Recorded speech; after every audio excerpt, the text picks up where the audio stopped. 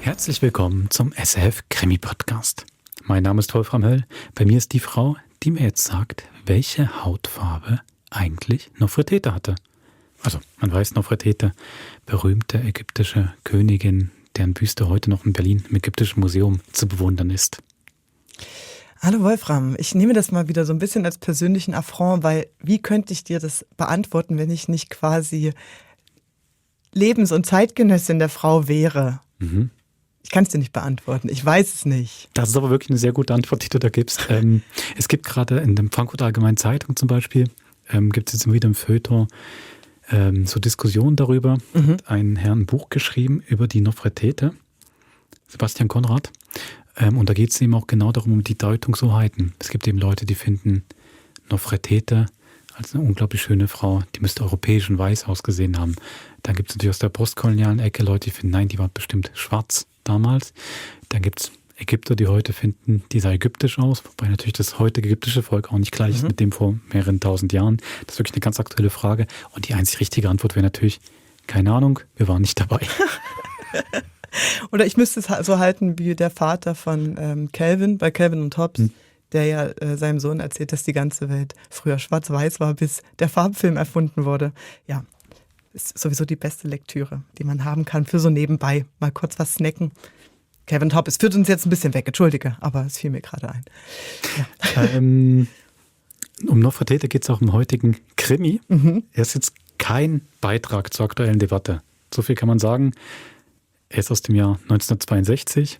Eusebius Bitterli kauft ein Souvenir. Und da geht es ihm gerade um das Eusebius Bitterli zusammen mit seiner Haushaltsdame, die ihm die Wohnung schmeißt, das ganze alltägliche Leben, den 60ern nach Berlin reist, ins Ägyptische Museum. Und das sind die echte Nofretete und Repliken zum Kauf mit nach Hause nehmen, spielen eine ganz große Rolle. Magst du noch kurz was zu Eusebius Bitterli sagen? Und zu Frau Zimmerli, ich meinte natürlich Haushälterin. Hauswirtin ist sie nicht. Sie ist ihm schon klar untergeordnet. Also wir bringen natürlich das Hörspiel heute nicht nur, weil wir was zu Nofretete bringen wollten, gerne im Feuilleton aktuell dabei sein. Ja.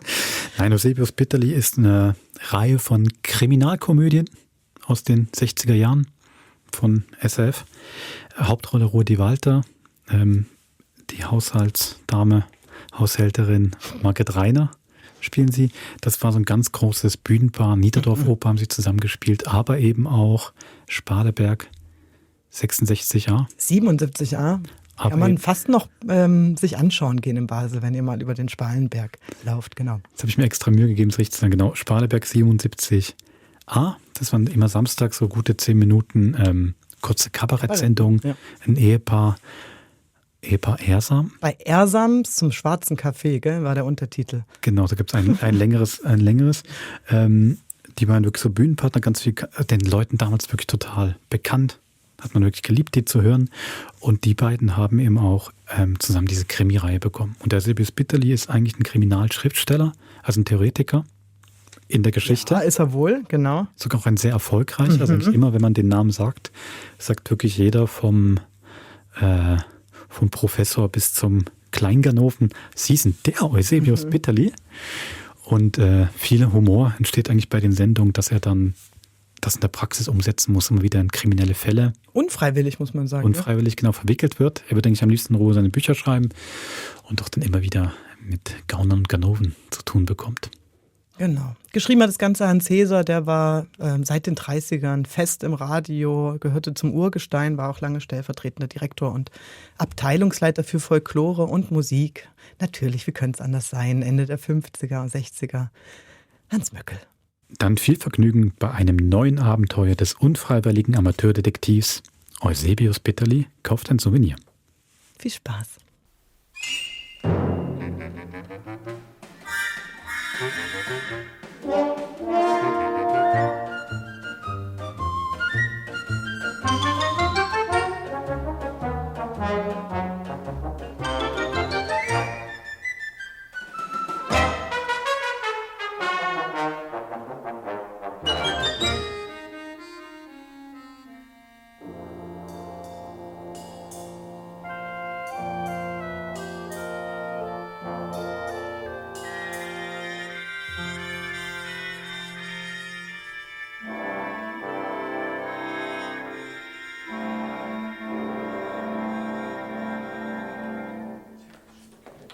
Und nun, meine Damen und Herren, kommen wir zum Glanz- und Prunkstück unserer Sammlung, zur Büste der Königin Nofretete.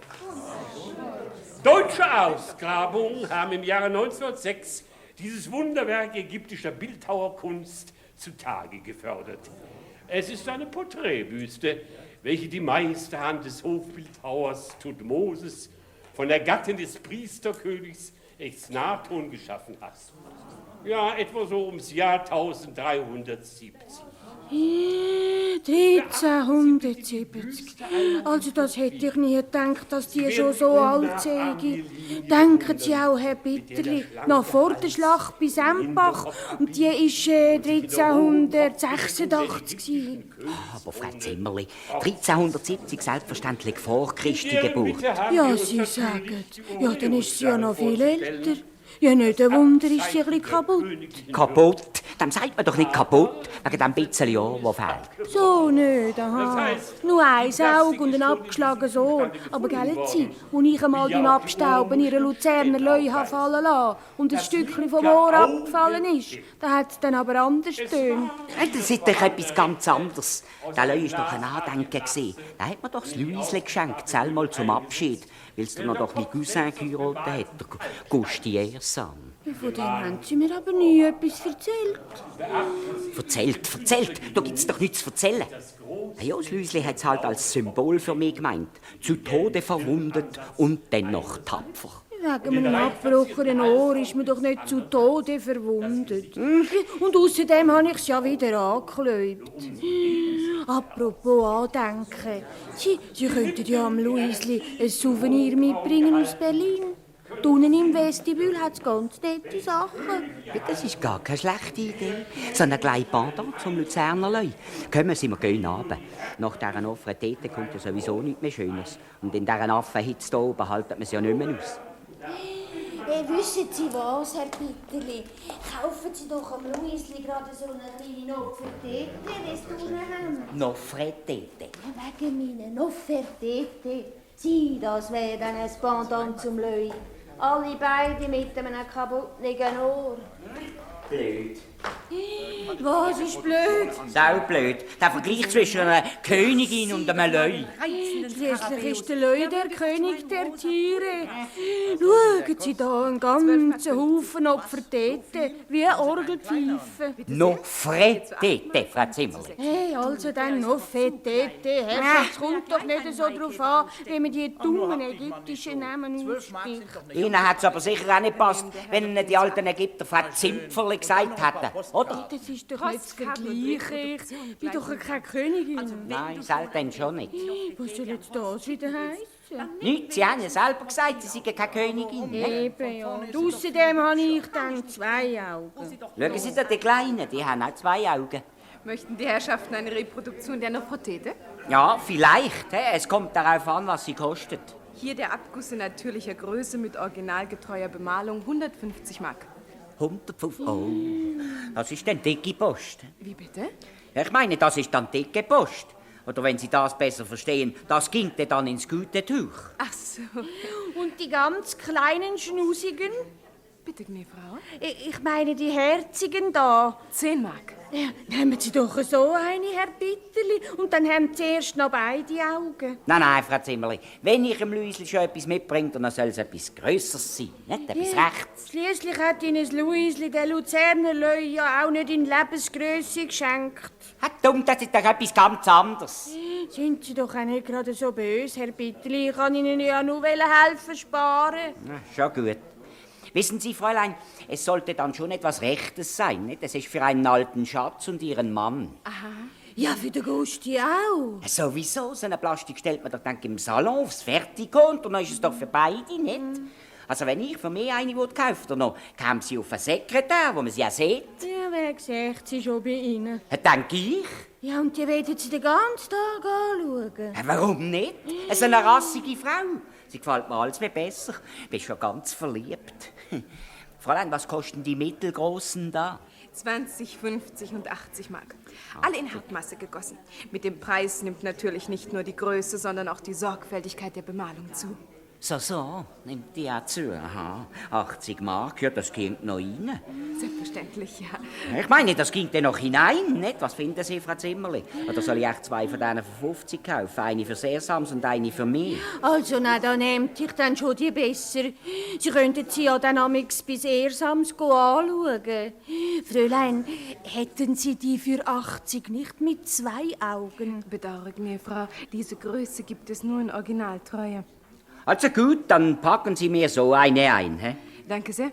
Soll ich sie gleich postfertig machen? Nein, ich nehme sie gerade mit. Ja, aber das wäre doch viel praktischer. Ich weiss schon, was ich sage. Ich möchte Sie darum im Hotel noch einmal anschauen können. Aha, zuerst für den Glusti und dann für den Gusti.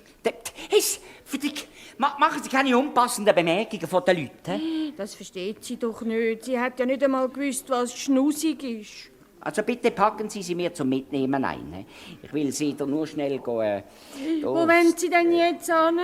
Einfach aufs... Fragen Sie doch nicht so laut. Haben Sie noch jemand etwas angeschrieben gesehen? Aha, ich glaube, dort draussen links, bevor man ins Vestibül kommt. Also noch warten Sie da auf mich. Hä? Ich komme gerade wieder. Ja, hören Sie, Fräulein, ich nehme auch so eine zu 80. Bitte sehr, gnädige Frau. Ja, aber packen Sie sie zum Verschicken ein. Warten Sie, ich zahle sie gerade. Da sind 50, 70, 90 Mark. Wenn Sie bitte außen geben wollen, was macht das Porto? Wie ist Ihre Adresse, bitte? Ja, so, ja, eben, ja. Warten Sie, ich schreibe es auf. Es geht in die Schweiz. Dann sind Porto und Verpackung, einen Moment mal. Größe 2 wiegt 4,5 Kilo. 4,5 Kilo, das hätte ich dir aber nicht gegeben, wo sie doch sicher hohl ist. Es muss doch solid sein, nicht? Und dann der Sockel aus Hartholz.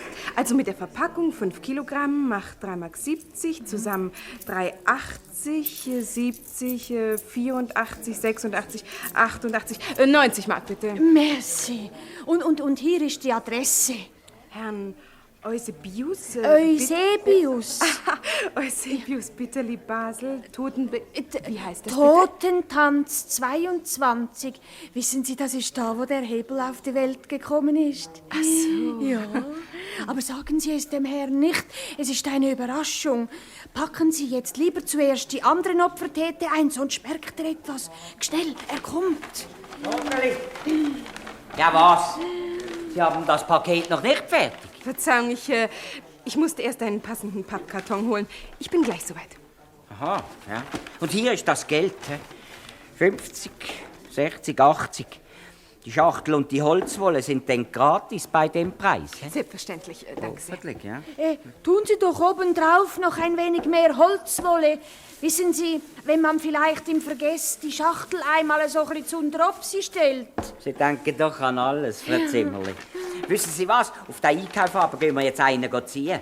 Fräulein, wissen Sie vielleicht zufällig hier in der Nähe ein nettes Café? Vielleicht Café Ramses, 2. Straße links, gleich an der Ecke. Ein sehr anständiges Lokal. So. Und hier ist Ihr Paket. Danke sehr. Dankeschön auch. Und noch gute Geschäfte. Ade. Auf Wiedersehen, die Herrschaften.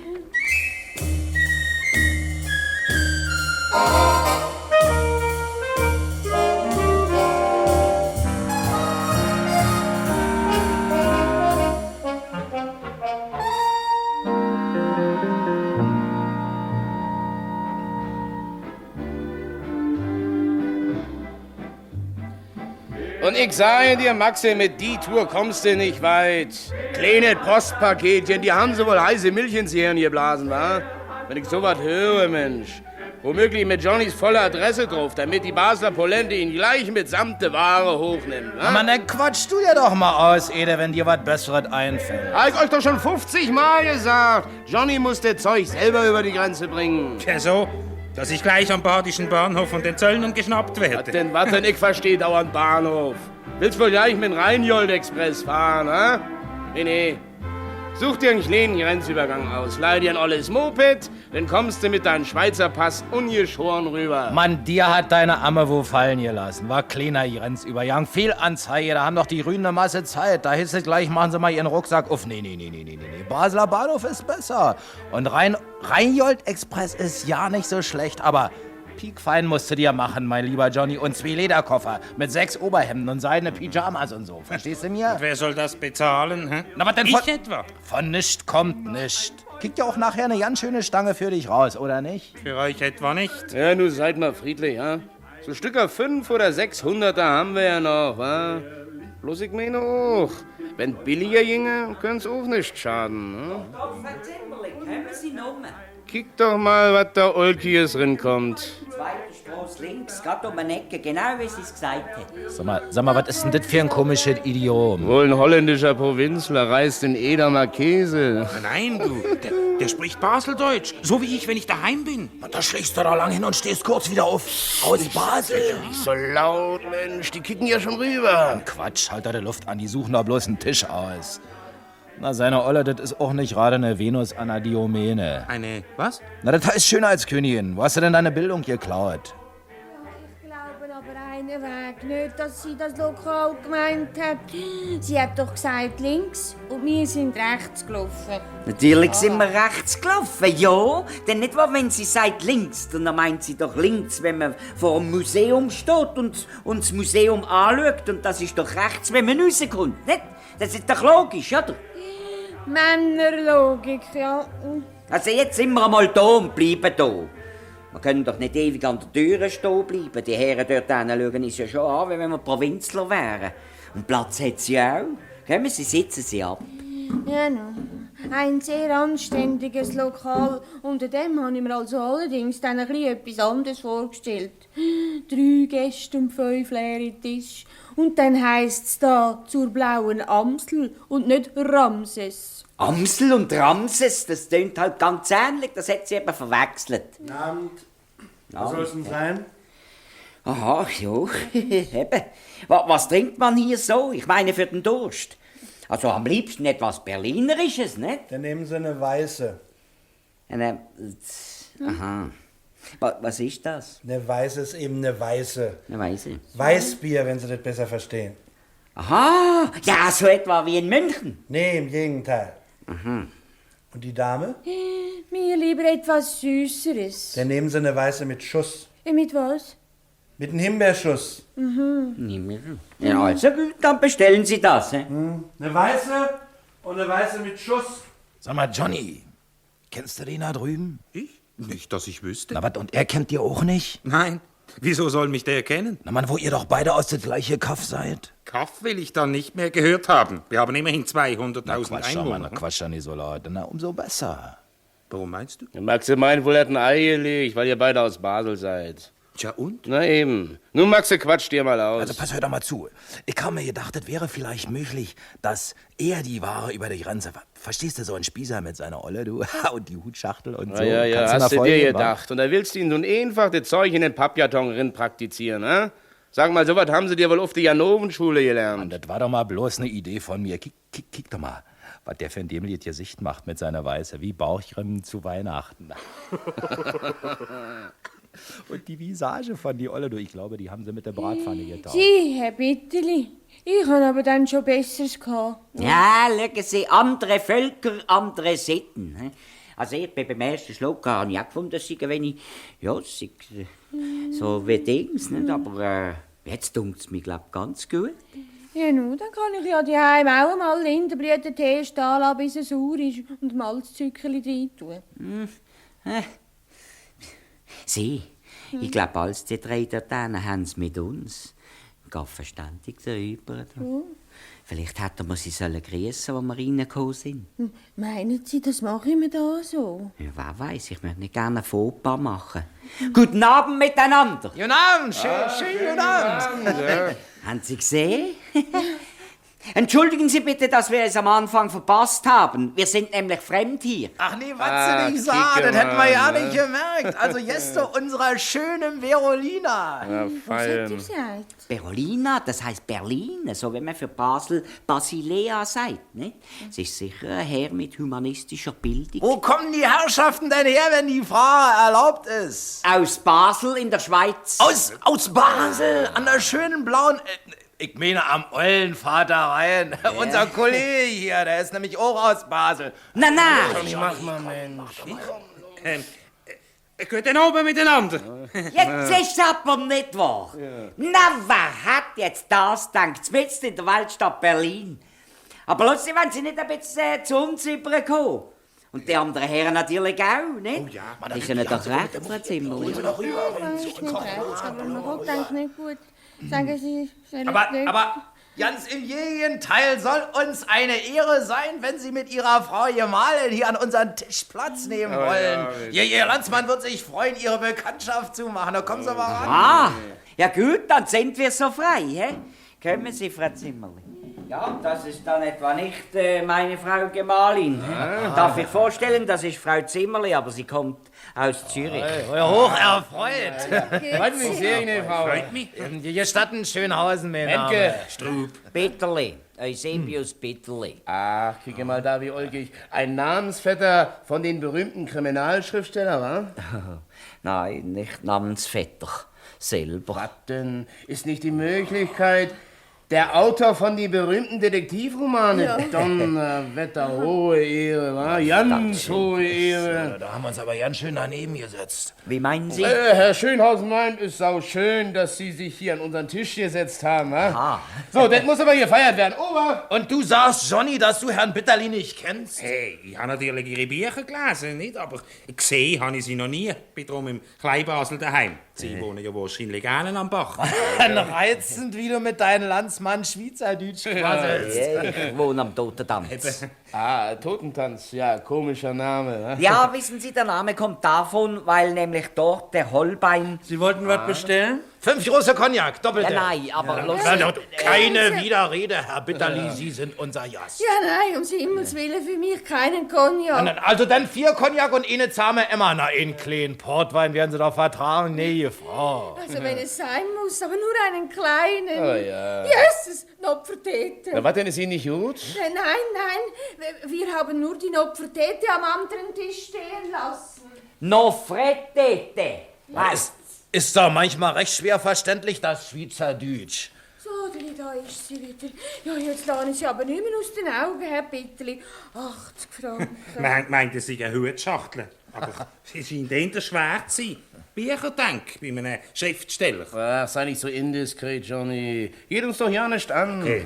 Es wäre doch möglich, dass Herr Bitterli seine Romane bei sich hat. Ja, nicht. Sie könnten doch da und dort so einen verkaufen. Nein, wenn ich schon Bücher mit auf die Reise nehmte, dann wären es höchstens solche zum mich bilden, nicht? Ja, nicht wahr? Auch ein Schriftsteller lernt ja nie aus. Na, jetzt sind's aber zu bescheiden, Herr Bitterli. Bei wem sollten Sie denn noch was lernen? Hey, zum Beispiel bei meinem klassischen Vorbild Conan Doyle, nicht? 4 doppelte Cognac, ein Portwein. Ja, dann wollen wir mal auf das Wohl unseres verehrten Gastes anstoßen. Und auch auf Ihr Wohl, ne Frau. Und ich trinke auf das Wohl der edlen Herren Spender.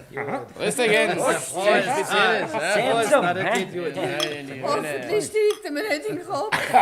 Aber Frau Zimmerli ist ein harmloses Porteuil. Ja, und dann vorher das Bier mit dem Himbeersaft. Sie entschuldigen, Sie haben da vorhin so ein ulkiges Schweizerdeutsches, ich meine, ein Schweizerdeutsches Wort gebraucht, Nopfer oder Nopfertee. Nein, ja so, das ist dann nicht etwa Schweizerdeutsch, nein, das ist ägyptisch.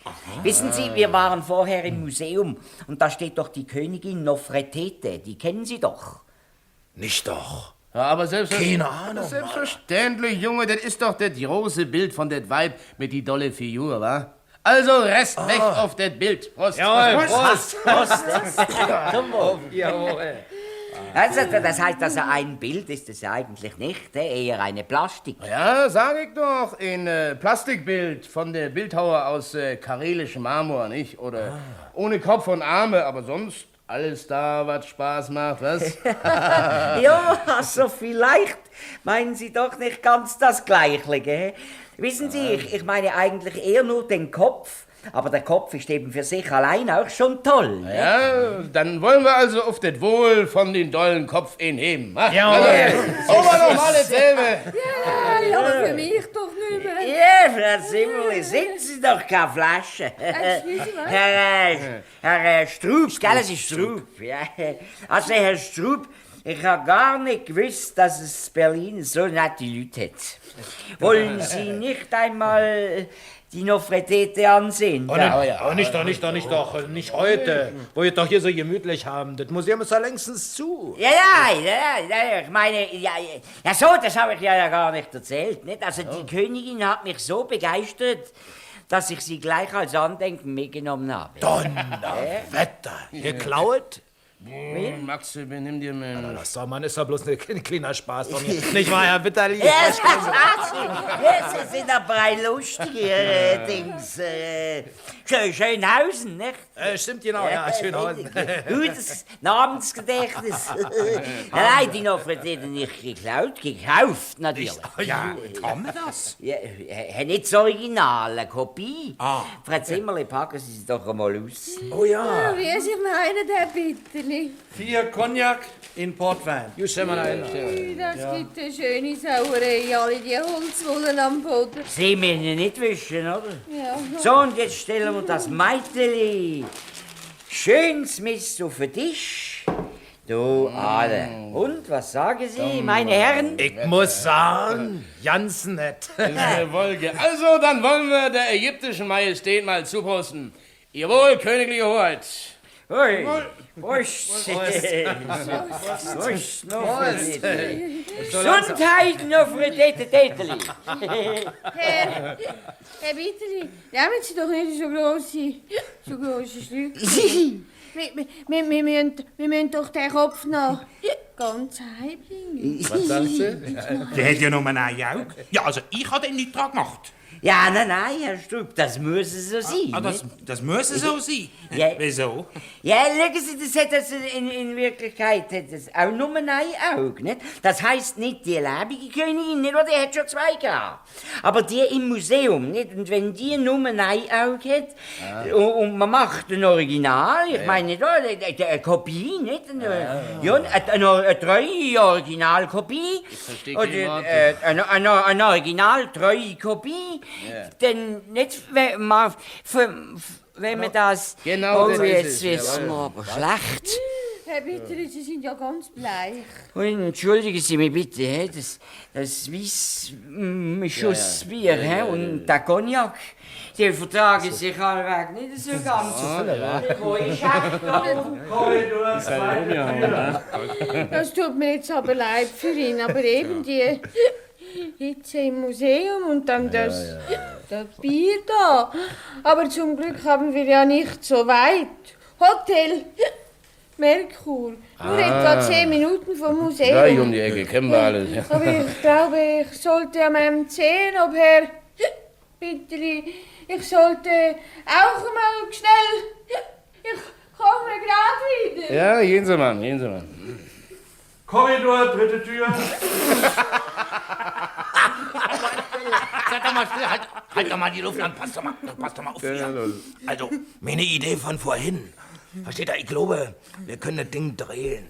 Hört euch das mal an hier. Ja, na, was ist denn? Voll. Was? Ja, los doch. Na, merkt ihr was? Nee. Na, pass auf, ganz rasch das Dringendste, bevor die beiden wiederkommen. Ja. Die Details später. Müssen wir noch bequatschen. Ja, komm schon. Na, erstmal du, Johnny. Ja. Hotel Merkur, hat sie gesagt, wa? Und du gehst ans Telefon, bestellst ein Zimmer. Dann bringst du die 2 hin.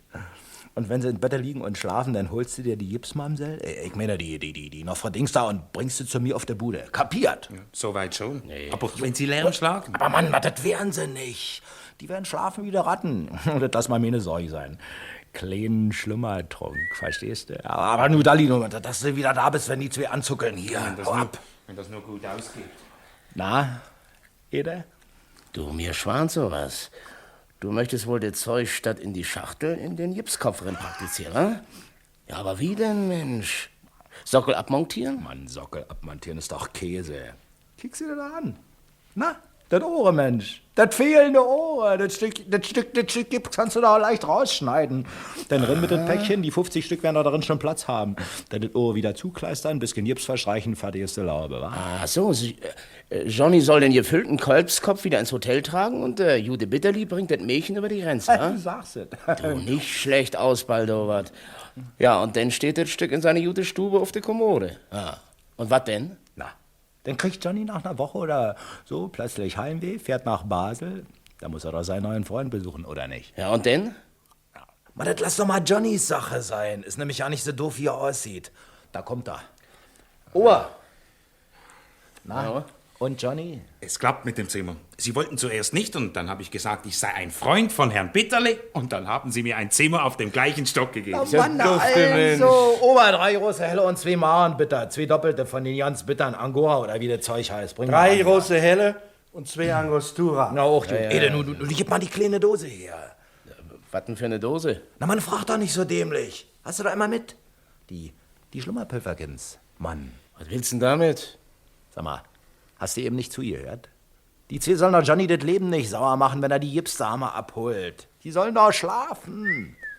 Na, ist da ja schon gefallen? 2 doppelte bittere und 3 große Helle. Oh, ja. In 10 Minuten mache ich Feierabend. Ja. Darf ich den kassieren? Ja, das ist gut, wir rufen dann.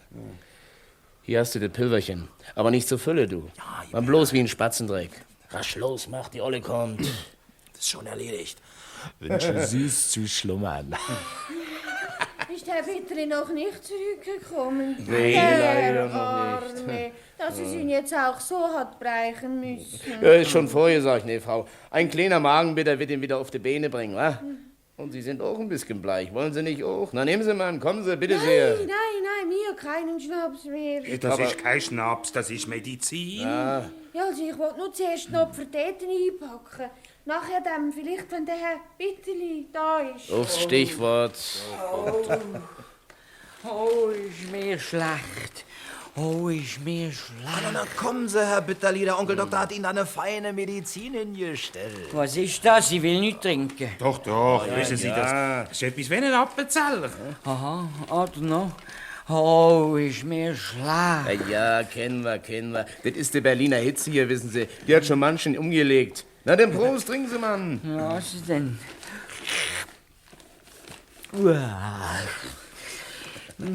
Was nuschen Sie ja die ganze Zeit, Frau Zimmerli? Ich denke, noch die Verteten einpacken.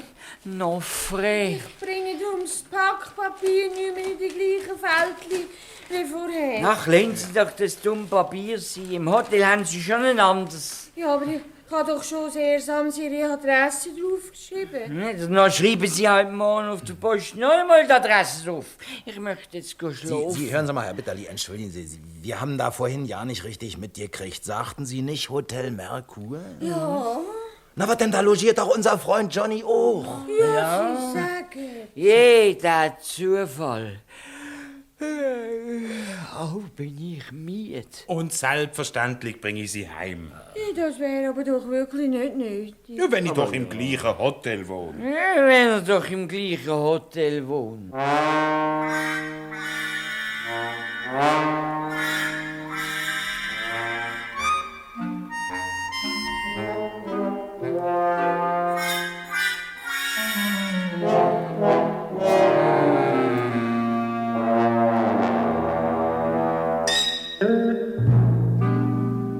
Mann, hör doch mal auf und mach einen Punkt, Ede. Ja, sollst mal den ganzen Whisky weg hier.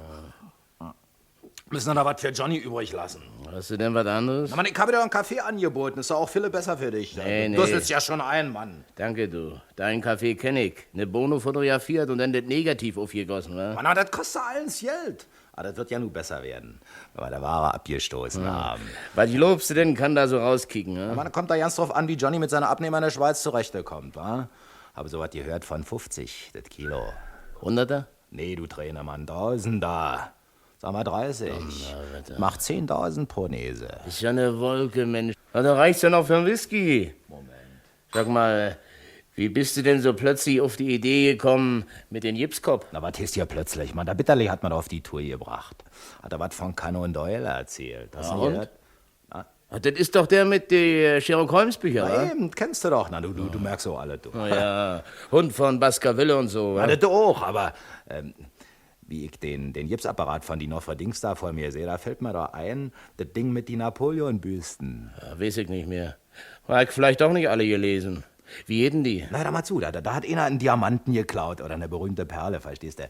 Na, und der arbeitet doch auch in so einem Gipsfigurenatelier und da kommen ihm die Blauen auf den Sprung und der muss türmen. Na, da haben sie doch eben so Stücker 5 oder 6 Napoleonköpfe fertig und der Gips ist noch weich und er kann gerade noch die Perle in so einen Kopf drücken und das Loch wieder glatt streichen. Und dann haut er ab, du. Aber da weiß er natürlich nicht mehr, in welchen Kopper das goldene Ei gelegt hat, na. Und die werden doch alle nur verkauft. Und da geht er nur nachts von, kannst du mal folgen, ja? Da geht er nachts von einem zum anderen, bricht ein und nimmt sich den Napoleon raus, zertöppert ihn. Ja, bis er die Perle hat. Denkst du, Mann, 5 hat er erledigt. Aber bei den 6, da kommt natürlich Sherlock Holmes zwischen und sagt ganz friedlich, Hände hoch. Da war natürlich scheiße mit die Perle. Ist man gut, dass bei uns nur ein Kopf im Spiel ist, wa? Hat Johnny nicht so viele Mühe mit das kaputtschmeißen. Du, ich glaube, da kommt er ja. Warte, ich will ihn gleich mal Whisky eingießen hier. Sonst säufst du noch alles aus, du. Da hätten wir dir Giptische, Mademoiselle. Alles okay. Na Mann, stell sie da drüben auf den Tisch. Ede, kannst dir gleich mal die Figur frei machen, du. Und du, Johnny, zisch mal erst einen Schluck hier. Du, wo warst du denn so lange? Ja, das Pülferchen hat schon gewirkt. Die Zimmerli, die ist mir fast auf der Treppe eingeschlafen. Aber der Bitterli, der hat schön lang gebraucht, bis er geschnarchelt hat. Dem Portier habe ich ein weißes Trinkgeld gegeben, dann habe ich einen Hausschlüssel bekommen. Na gut, nur aber ran, jetzt wollen wir das Mädchen mal ganz schmerzlos das Auge rausoperieren.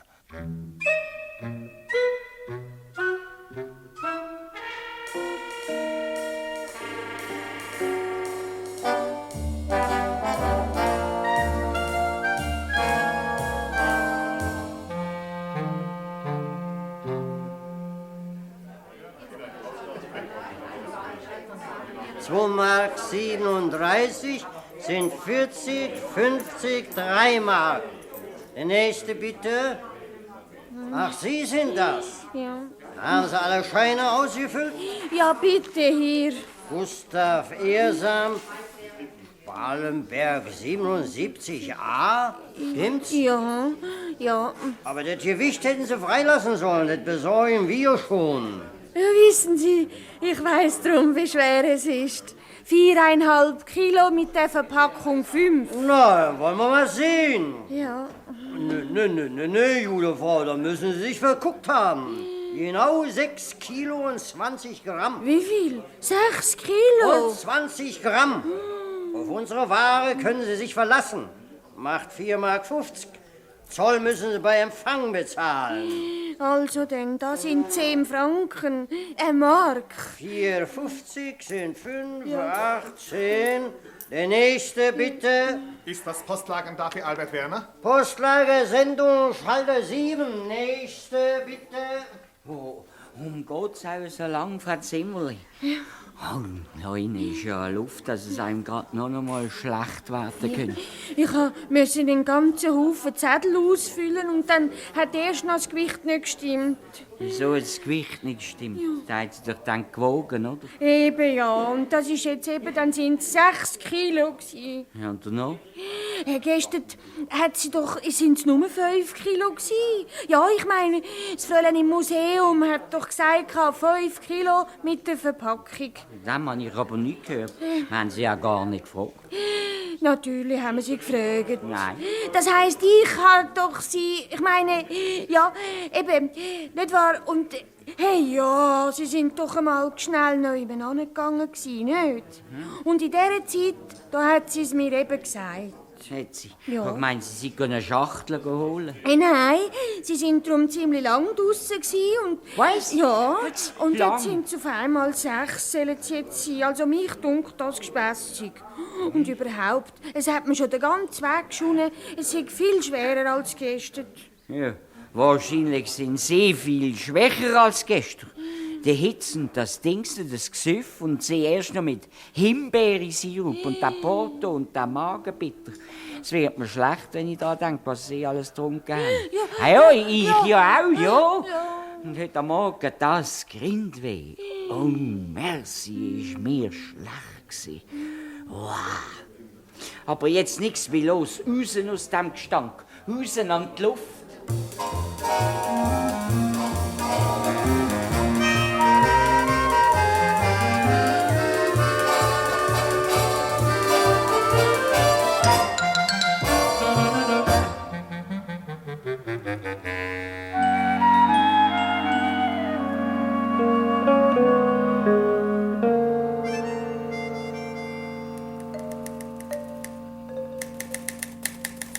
ein besonders originelles Getränk serviert.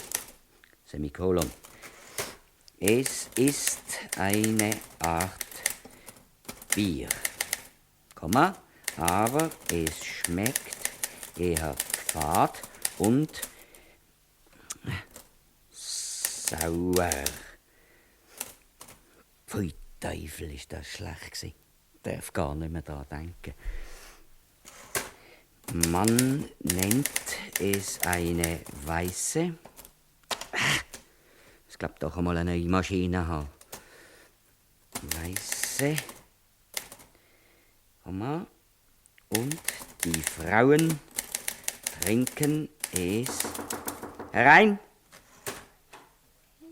Störe, Herr Bitterli? Ja, sie stören. Ich bringe Ihnen nur Ihren Kaffee. Mit Himbeersirup. Was? Nicht. Stellen Sie nur dort aufs Tischli. Ja. Ja, und der Himbeersirup? Dumm. Das habe ich doch nicht zu Ihnen gesagt. Das kommt doch hier in meinem Reisbericht vor. Der Himbeersirup? Jo. Ja, dann schreiben Sie am Ende etwas von mir. Ja, können Sie denken. Ja, no. Ist mir ja auch lieber. Aber schön ist es halt einer Weg gewesen. Und ich bin Ihnen ewig dankbar, dass Sie mich mit auf die Reise mitgenommen haben. Schon gut, das ist doch gern geschehen. Und Sie haben mir ja auch manches geholfen.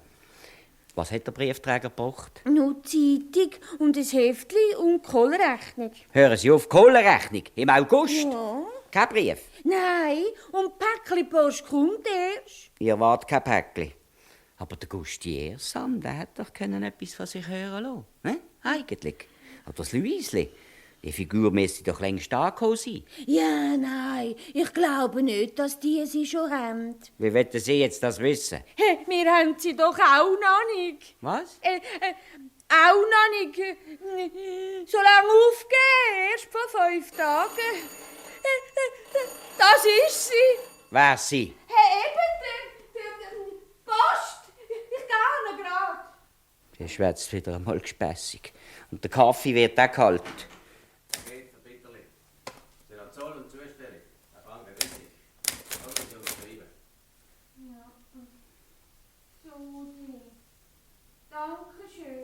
Das ist meine doch Post. Ich habe doch nichts bestellt. Auf Wiedersehen. Herr Bitterli, ein Pack für Sie von Berlin. Da. Von wo? Von Berlin? Ja, das hätten Sie nicht gedacht, gell, Sie? Aber das ist ja... Und da die Etikette. Formerei der Staatlichen Museen Berlin. Das ist doch... Natürlich ist sie Nopfertete. Nofretete. Hat sie Unglückswurm. Ich wart, dass der Gusti einen Mucks macht und sie gehen an und schreiben eine falsche Adresse. Ja, aber nein, Herr Bitterli, das ist doch gar nicht die... Schweigen Sie. Wie kann man so den Kopf verlieren? Sie kann man auch gar nicht heissen. Nein, jetzt auch noch Tränen. Das haben wir gern. Sind Sie still? Sind Sie augenblicklich still? Auch das noch. Das ist niemand zu daheim. Hören Sie jetzt endlich auf mit dieser blödsinnigen Heulerei. Bitterli. Ja, da ist der Gusti Ersam. Soll ich sehen? Wer ist da? Der Gusti. Ah, du bist Gusti. Sali Gusti. Was ist mit dir?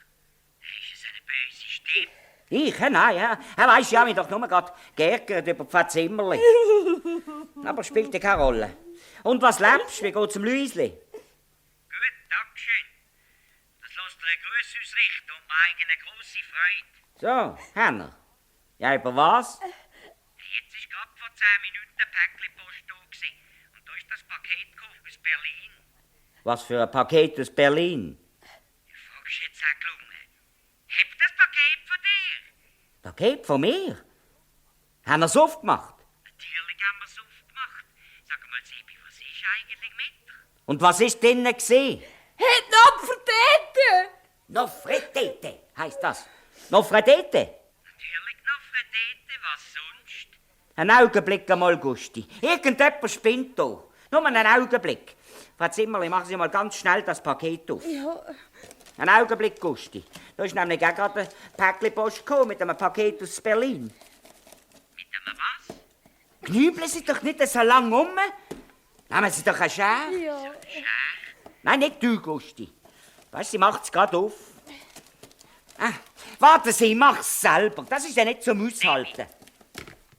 Du Seppi! Seppi! Tatsächlich. Gusti, bist du noch da? Ja, aber... Du, Gusti, in meinem Paket ist auch eine Offredete.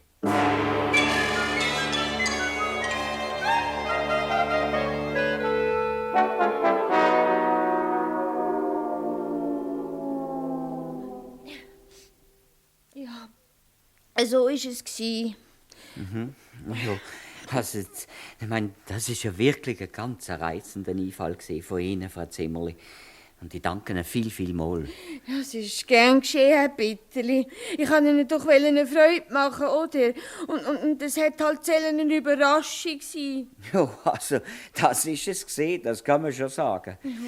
Wie sind Sie auf die Idee gekommen? Hey, wissen Sie, dort im Vestibül vom Museum, dort haben Sie doch noch gewährleistet, ob Sie zwei kaufen wollen. Ja, eine für den Gusti und eine für Sie. Und da habe ich halt gewusst, dass Sie sicher auch gerne eine hätten.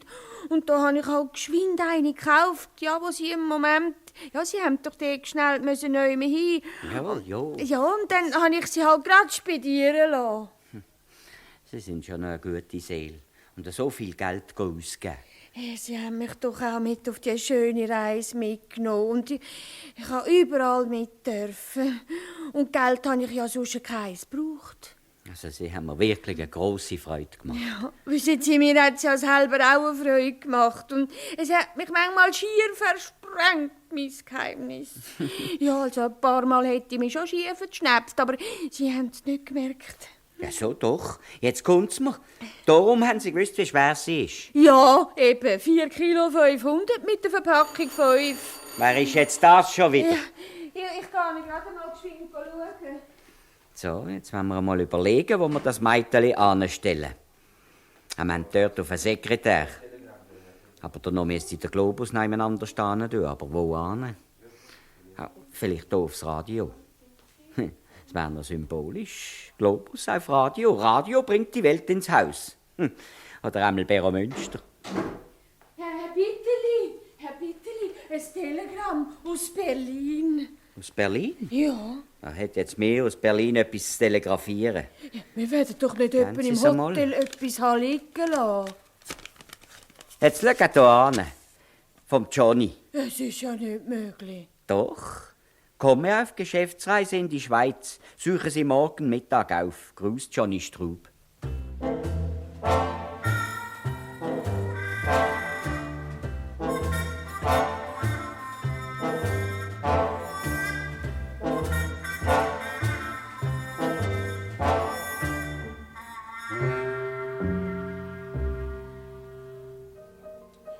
Hallo, Jack. Ah, da bist du. Ciao. Das ist ja nicht gerade, was ich mir unter einem stillen Ecken vorstelle. Du bist nie ungestörter als unter den Leuten. Da kannst du sogar einen Einbruch besprechen und kein Beilos zu. Wie kommst du jetzt gerade auf einen Einbruch? Nur so. Fräulein. Und? Hast du die Wahl? Klar habe ich sie. Das heisst, natürlich nicht gerade da. Ist doch logisch. Was trinken die Herren? Was nimmst du? Mir einen Scotch. Also 2. 2 Scotch. Wieso ist das logisch, dass du es nicht bei dir hast? Wie hast du das vorgestellt? Ich dir das Päckchen auf den Tisch legen und du mir 50'000 ranblättern? Wo alle Leute zuschauen. Oder hast du gemeint, ich sei zufrieden mit einer Quittung und einem treuen Blick? Wie viel hast du gesagt? 50? Dann kannst du den Whisky allein saufen. 2 Scotch. Halt's lange. Bitte. Mir voll. Merci. Zum Wohl. Merci. Also dann? Cheerio. Wie viel ist es überhaupt? Genau 1 Kilo. Und verpackt? 50 Gückli à 20 Gramm. Aha. 20. 20. Was? Tausiger? Tja, ich glaube, du spinnst. Telefoniere am besten gerade im Friedmatt. Wenn schon, dann Burghölzli, aber für dich. Also, diesen Weg kommen wir nie an. 45. Aha, man muss noch reden mit den Leuten. 25. 30 komme ich selber über dafür. Das kannst du dem Ferienmagen erzählen. Mein letztes Wort, 40. Und mein letztes, 30. Ohne mich. Fräulein, zahlen. Das ist mir auch recht. Mit dir kann man ja nicht reden. 37,5. 32,5. Die Herren wollen zahlen. 2 Scotch macht 8 Franken, bitte. Nein, bringen Sie noch mal 2. Wir nehmen nicht aus. Ach, dumm Zeug. Fräulein, 2. 2 Scotch. Also machen wir endlich Nägel mit Köpfen. Treffen wir uns in der Mitte. 35. Aber ich lege drauf. Gut, dann lege ich auch drauf. 35. Wann? Wo? Morgen bei mir. Was heisst bei dir? Eine Bude gemietet. 2 Scotch. Darf ich gerade kassieren? Ich habe 4 oben. Wie immer. 16 Franken, wenn Sie so gut sind. Da, alles. Gehen Sie mir 2 Franken raus. Dankeschön. Bei dir auf der Bude, schön allein. Aber auch nicht so schön. Hast du vorhin selber gesagt, bist nie ungestörter als unter den Leuten. Warum nicht da? Ist in Ordnung. Morgens oben, um die gleiche Zeit. Warum nicht heute? In einer Stunde? Es ist ja erst 10 Uhr. Geht leider nicht. Wir müssen es zuerst holen. Und das geht eben nicht vor der... Also das geht jetzt nicht. So, das geht jetzt nicht. Wo hast du es denn? Hä? Neume.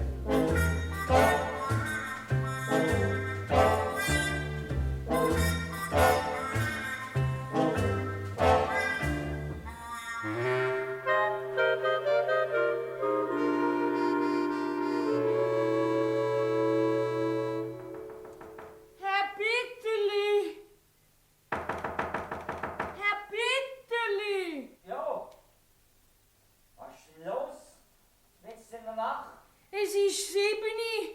Sie haben gestern gesagt, ich soll Sie dann wecken. Ah ja. Schon gut. Ich komm. Machen Sie es morgen.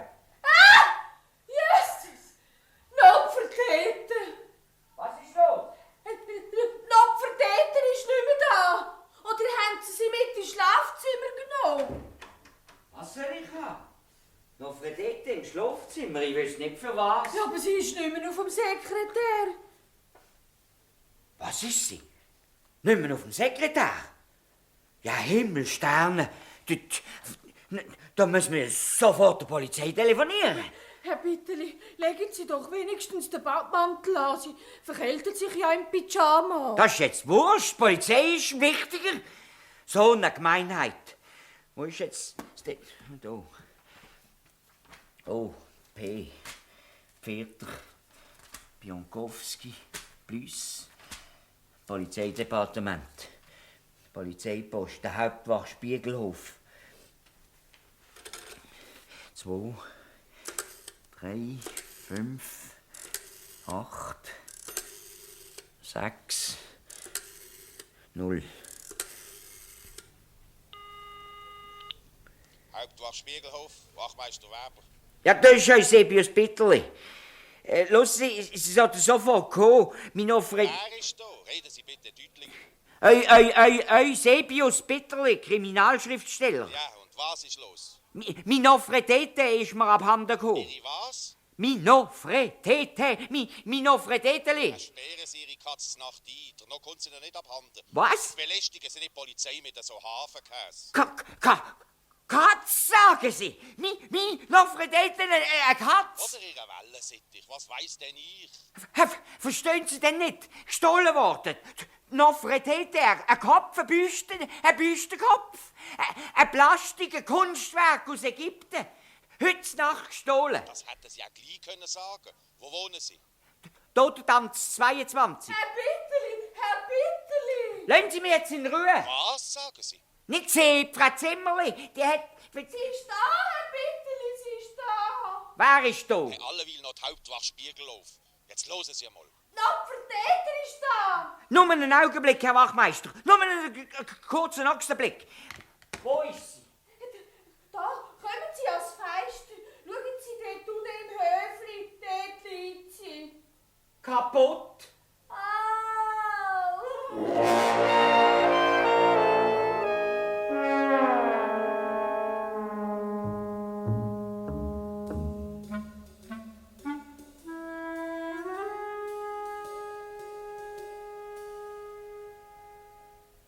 Also, Herr Bitterli, Ihr Anruf bei der Hauptwache ist ja reichlich verworren gewesen. Bei Ihrem Beruf sollte man eigentlich ein wenig mehr Folgerichtigkeit und Konzentration erwarten können. Aber das kann man schließlich der momentanen Aufregung zugutehalten. Ja. Probieren wir mal ins Klarheit zu verschaffen. Jo. Also, Sie haben heute Morgen um 7 Uhr festgestellt, beziehungsweise Ihre Haushälterin, Frau Zimmerli, hat festgestellt, dass ein bemalter Gipsabguss von der ägyptischen Nofretete nicht mehr auf ihrem Sekretär steht. Stimmt das? Ja, das stimmt, Herr Kommissar. Aber gleich darauf aber, Herr Frau Zimmerli... Ein Moment, bitteschön. Wann haben Sie die Plastik mit Sicherheit zum letzten Mal gesehen? Wann? Ja, also gestern Abend, als ich ins Bett bin. Wann ist das gesehen? Ja, das wird das ist etwa am 10:30 gesehen. Und sind Sie sicher, dass sie dann noch dort gestanden ist? Ich meine, sie hat ja dann schon fehlen können und sie hat es einfach nicht geachtet. Ja, nein, Herr Kommissar, das ist komplett unmöglich, gell? Ich schaue ihr nämlich jedes Mal vor ich ins Bett gehe, besonders liebevoll ins Auge. Ja, sie hat nur eins, sie hat, nicht zwei, nur eins. Nicht? Ja. Und es ist ein Andenken an eine Reise. Ja, schon gut. Und es ist nicht möglich, dass nachher noch die Frau Zimmerli sich in der Stube noch zu arbeiten gemacht hat. Aha. Nein, das ist unmöglich. Das ist komplett ausgeschlossen. Die geht alleweil schon vor den Zähnen unter. Ja, sie ist sogar schon gehört schnarchen, als ich ins Badzimmer bin. Gut.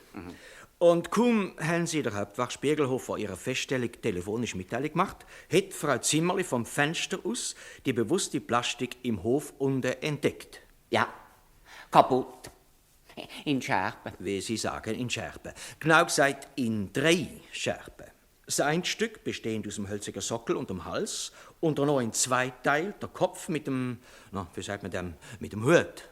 Nein, kein Hut, nein, das ist eine Krone, eine ägyptische Königskrone. Gut, also Kopf und Krone in 2 Hälften.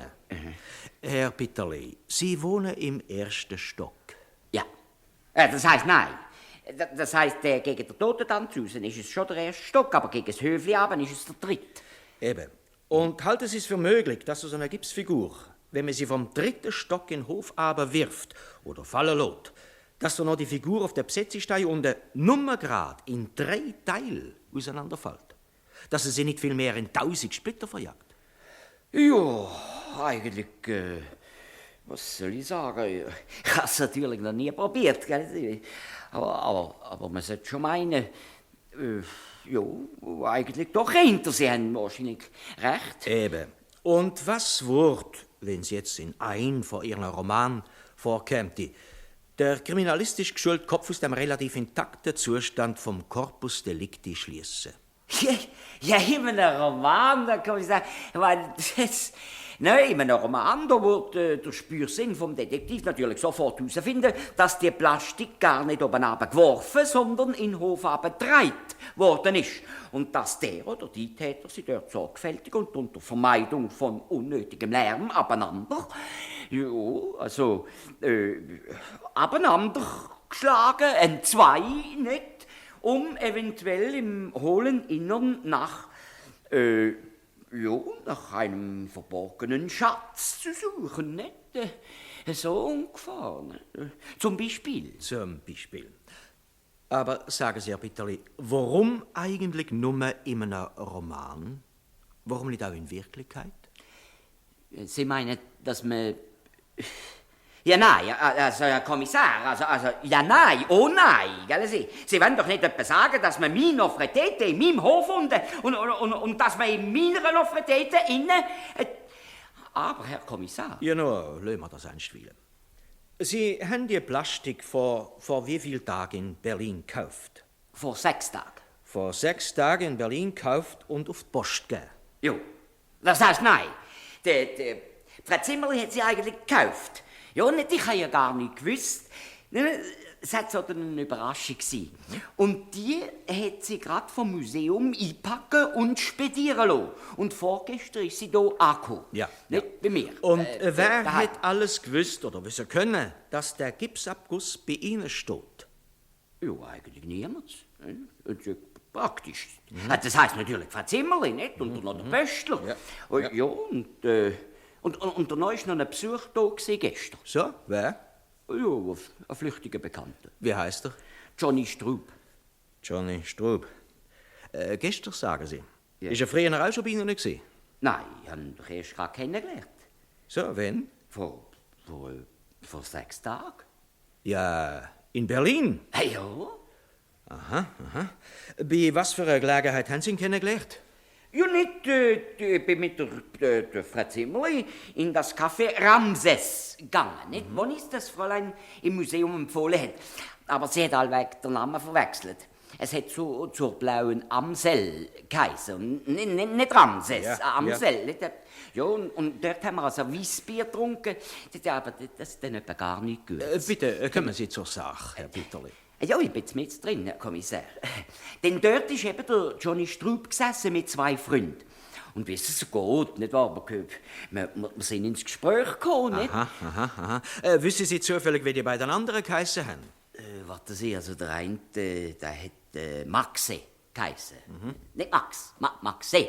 Ja. Das ist anders als bei uns. Bei uns, einfach Max, nicht? Und dann Maxe Steinhausen oder so. Nein, Stockhausen. Nein, Schönhausen. Max Schönhausen. Ja. Und der andere? Ede. Nicht Edi, sondern Ede. Ja. Aber wie jetzt noch? Warten Sie. Lemke. Nein, nicht Lemke. Nein, das ist ein anderer. Das ist einer von der nein, das ist einer von uns. Bemke. Also das wisst ich nicht mehr genau. Wissen Sie, es ist mir darum dort in dem Café schlecht gewesen. Das Weissbier. Ja, ist schon gut. Lemke oder Bemke. Ja, und der Johnny Strub, der ist also gestern bei Ihnen gewesen. Ja, nicht wahr? Also, das andere sind ja richtige Berliner gewesen, nicht? Jede Frau, haben sie gesagt. Man kann es gar nicht aussprechen. Jede Frau, haben sie zu Frau Zimmerli gesagt. Aber der Johnny, das ist ein Basler. Eben, und der hat mir vorgestern ein Telegramm geschickt, der kam in die Schweiz und der will mich besuchen. Ein Telegramm? Aha. Und in ihrer Stube hat er natürlich die Büste von der Nofretete gesehen. Sie ist auf dem Sekretär gestanden, aber ich weiss nicht, ob er sie gesehen hat. Einmal geredet haben wir nicht davon. Ist gut, Herr Bitterli, danke. Das ist einstweilen alles. Wenn noch etwas wäre, dann berichten. Und sind Sie so gut, dann richten Sie der Frau Zimmerli aus, sie möchte sie dann noch ebenfalls sehen.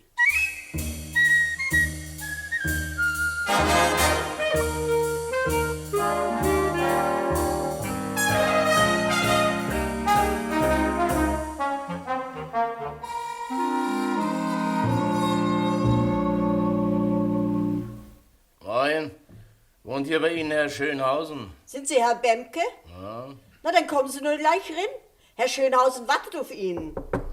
Da ist Herr Bemke. Brauchen Sie noch was? Nee, besten Dank, Frau Schmitzke. Lassen Sie mal. Na, dann geht noch rasch zum Fleisch an die Ecke Ihr Kotelett holen. Und der Grünhöker, der hat frische Kohlrabi, die mögen Sie doch nicht. Ja, ist schon gut, Frau Schmitzke, danke.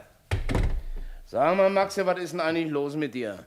Von einem Tag auf den anderen neues Zimmer und der Mittagsbrot bei die Schlummermutter, sonst isst du doch immer eine Kneipe. Stimmt was nicht, wa? Ich weiß nicht. Ich möchte bloß in nächster Zeit kein Kriminaler über den Weg laufen. Besser ist besser. Na, du quatsch dir mal aus. Na, setz da erst mal hin. Na, warum? Na, dann sitzt er schon. Da liest, das Telegramm von Johnny. Was denn? Kiste ohne bestellte Ware angekommen? Du sagst ja, was soll denn das heißen? Na, das heißt, dass die Ware nicht in Gipskopf drin war. Na, aber wo wir sie doch selber reingetan haben. Den hat sie der Bitterli vorher rausgenommen. Ja, du hast ja wohl nicht alle Tassen im Schrank, wa? Dann hätte doch der Kopf zerschlagen werden müssen. Überleg doch mal. Dann hätte Johnny was anderes dir kabelt, oder? Lies erst mal zu Ende, da steht da noch was. Forscht nach, ob vielleicht Kiste verwechselt. Nur das ist doch ausgeschlossen. Ich habe doch den Bitterli und der Ollen am anderen Morgen aufgelauert, ob sie zum Bahnhof gehen. Dann sind sie aber aufs Postamt und da habe ich doch deutlich gesehen, wie sie das Paket am Schalter aufgegeben hat. Und wohin hat sie geschickt? Wohin sie geschickt hat? Natürlich an Bitterli in Basel. Das war doch die Ulti-Adresse, Totentanz oder so, wa? Ja, hast du die Adresse auch gelesen? Ja, da konnte ich doch nicht. Ich musste mir doch 2 oder 3 Schalter weiter unter die Leute verkrümeln. Ja, gut, hör mal zu, du. Gestern früh kam das Telegramm. Ich natürlich sofort scharf nachgedacht, du. Und? Hab ich mir das Fräulein ins Museum mal kurz auf Korn genommen. Ja, und? Na also, nach das nötige Palaver, Interesse für ägyptische Kunst und so und was die Dinger denn kosten und ob sie bei den Preisen großen Umsatz hat, da kam dann nicht richtig raus. Das vor einer Woche oder so ein paar Schweizer, gleich 2. von die Dinger da, von die Nofretete gekauft haben. Ja. Was denn nicht sagst? Ja, was sie nicht sagen, das sage ich. Wie sahen sie denn aus? Und ob der Name vielleicht Bitterli gewesen wäre. Das ist nämlich ein guter Freund von mir. Was sie nicht sagen, sagt die. Und ja, ab ihnen Wort das andere. Und das ist also eine Nofretete gleich von Museum an Bitterlis Basler Adresse speditiert worden, ja. Und die hat Johnny zerdeppert. Wird ja schöne Kullerohren gemacht haben, wie er das Köpfchen leer fand. Das kann ich mir denken. Und die andere, die haben sie mitgenommen. Und das war die sie in die blaue Amsel gebracht haben? Genau, das war unsere. Du merkst doch alle, du. Moment mal, dann hat sie also die Olle an eine andere Adresse spediert. Aber wohin, das ist die Frage. Ja. Ob wir das auf der Post vielleicht rauskriegen können? Ich glaube, du hast vor einen Knall, was? Wo wir schon beschattet werden. Was wären wir? Mensch, drum hab ich doch gleich die Wohnung gewechselt. Als ich da gerade mit dem Mädchen ins Museum klargekommen bin. Und ich seh mir so ein bisschen die Leute an. Mann, denk ich, du, mir laus der Affe, du. Kommt da nicht der Jerovius von der Kriminalpolizei darin, oder? Den seine Fresse, die kenne ich doch. Da hast du dir natürlich dünne gemacht, wa? Nicht doch, bist du blöde. Nicht doch gleich. Er hat mir da ja nicht gesehen, nur. Möchte auch wissen, was der hier zu suchen hat, denke ich mir. Und da habe ich mir hinter der Postkartenständer verdrückt, du. Was meinst du denn, wo der hingeht, du? Direkt der Mann zu den Nofretetes, du. Dann hat er die ganze Weile mit dem Mädchen da gesprochen, du. Und dann hat sie auch mal in Vestibül rumgekickt, du. Und als wenn sie jemand gesucht hat, du. Das kann doch nur ich sein, der Jerovius. Der hat eine ganze Menge notiert, du. Und nachher, da habe ich mal ganz schnell verkrümelt. Ja, und nun? Weiß ich doch auch nicht. Aber Johnny müsste doch die andere ich meine, den anderen Gipskopf finden. Ja, eben. Aber wohin hat die Olle das Ding geschickt? Na, da müsst ihr mal bei Bitterli anbohren. Ja, das auch noch, wa? Wo ihn schon den Gipskopf zerschlagen hat. Der Bitterli hat da längst die Polente geholt. Was meinst du, warum der Jerovius ins Museum rumgeschnüffelt hat? Den kann doch bloß die Basler Polizei was geflüstert haben. Mann, du, wenn wir bloß wüssten, wohin das Paket... Moment mal, Maxi, mir fällt was ein. Hat nicht die Olle in der Kneipe das Packpapier liegen lassen? Na ja, und na, was mir ist doch so, als hätte sie zur Bitterli was gesagt. Da hätte sie doch die Adresse drauf geschrieben, Mensch. Mann, hör doch mal zu, du, halt doch mal. Mensch, du, ja, wenn das stimmt. Dann schaffen wir das vielleicht noch. Pass auf, du. Du gehst in eine blaue Amsel. Die schmeißen so schön das Papier nicht weg, du. Dann hast du die Adresse und dann schickst du sofort ein Telegramm an Johnny. Kiste verwechselt. Empfänger sowieso, Dingsbumsstraße, du. Dann weiß Johnny, was er zu tun hat. Und dann kommt der Laden zum Klappen. Du, Martha, dass du rauskommst, Mann, Dalli. Jede Minute ist da Gold wert.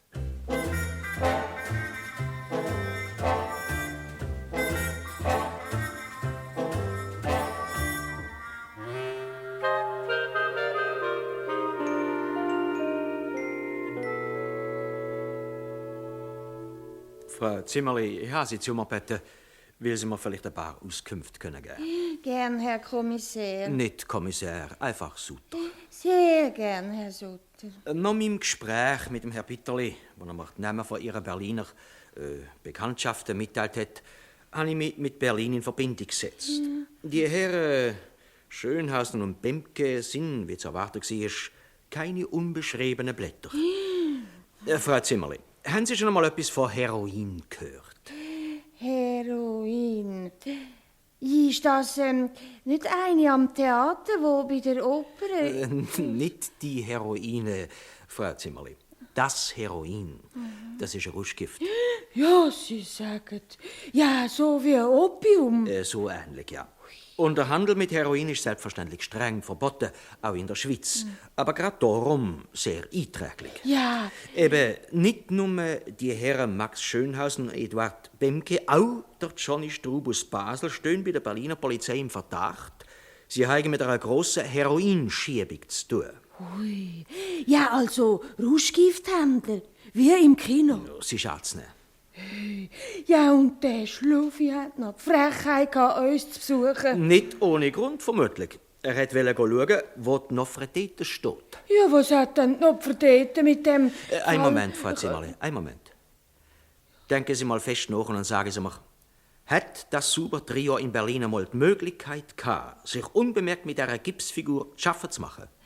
Ja, Sie meinen... Ich meine gar nicht die Frage nur, ob es so eine Gelegenheit gegeben hat. Ja, nein, ausgeschlossen. Wir haben sie immer bei uns gehabt. Das heisst, höchstens, ja, ich meine, zur Nacht, wo wir geschlafen haben. Ja, so, ja. Der Johnny hat ja im gleichen Hotel logiert und er hat uns noch bis vor unsere Zimmer begleitet. Ja, weil wir haben ein bisschen schwere Köpfe gehabt. Bier und Himbeersirup und Cognac und Porto und Magenbitter. Sie verstehen mich schon. Ja, Frau Zimmerli, ich bin vollständig im Bild. Aber etwas anderes verstand ich nicht. Mein Kollege Gerovius in Berlin hat am Andenkenstand im Museum erfahren, dass sie 2 Nofretete gekauft haben. Von dem hat mir der Herr Bitterli nichts gesagt. Ja, also das ist so, Herr Kommissär. Sutter. Excuse, Herr Sutter. Er hat nur eine gekauft. Und die haben wir am anderen Morgen auf die Post da. Und die andere habe ich gekauft. Und die haben sie vom Museum spediert. In Ihre Wohnung am Totentanz? Ja, die habe ich dem Herrn Bitterli geschenkt, weil er mich doch auf die schöne Reise mitgenommen hat. Ja. Und die andere? Hey, das ist jetzt eben die der Herr Bitterli seinem Cousin geschickt hat. Oder vielmehr seiner Cousine. Das heisst, nein, echt Tüpfi. Der Frau von seinem Cousin. Ja. Hey, ja, das Luisli scheint ein alter Schatz vom Herrn Bitterli, aber er hat mir nie etwas davon erzählt. Und dann hat es halt seinen Cousin geheiratet. Also nicht seinen, Herr Bitterli seinen. Ja. Wie es halt so geht im Leben, gell? Ja, ich hätte einmal einen heiraten und dann hat er halt einen anderen genommen. Ja, also, das Luisli hat dann eben den Gusti geheiratet. Ja, und zum Abschied hat es dann Herrn Bitterli ein Luzernerleu geschenkt. Ja, und die Nopfertete wäre jetzt also so eine Art Revanche oder ein Pendant zu dem Leu. Aber ich weiss gar nicht, warum Sie das alles so genau wissen wollen. So genau habe ich es auch gar nicht wissen, Frau Zimmerli. Aber etwas anderes müssen Sie mir schon noch sagen. Wie heissen der Herr Gusti und Frau Luisli mit dem Geschlechtsnamen? Das sind doch Sersams. Ja, aber nicht die beim schwarzen Kaffee. Jawohl, Spalenberg 77a. Und bei denen steht jetzt die andere Nofretete. Ja, natürlich. Der Herr Ersam hat ja am Herrn Bitterli noch telefoniert. Sie sind angekommen. Um ganz genau zu sein, Frau Zimmerli. Das wäre die, wo Sie zu Berlin ins Hotel genommen und am nächsten Morgen auf die Post gebracht haben. Ja, das wäre die. Und um es noch deutlicher auszusprechen. Das wäre also auch die, wo vielleicht das Heroin könnte drin sein. Was sagen Sie? Heroin? In der Nopfertete? Ja, so. Darum war sie schwerer wie die anderen. Moment, was sagen Sie da? Hey, ja, der Herr Bitterli hat mich ja ausgelacht, aber sie ist schwerer gewesen, ein ganzes Kilo. Frau Zimmerli, die Auskunft ist mir außerordentlich wertvoll. Das lässt den Verdacht fast zur absoluten Sicherheit werden. Zum Glück weiss der super Johnny Strub nicht, wo die zweite Nofretete ist. Und das gibt es die Möglichkeit, in aller Ruhe... Himmels Willen! Ja, da muss man ja sofort... Das wäre ja furchtbar. Entschuldigen Sie, Herr Kommissär, oder Herr Sutter, das ist mir jetzt gleich, gell?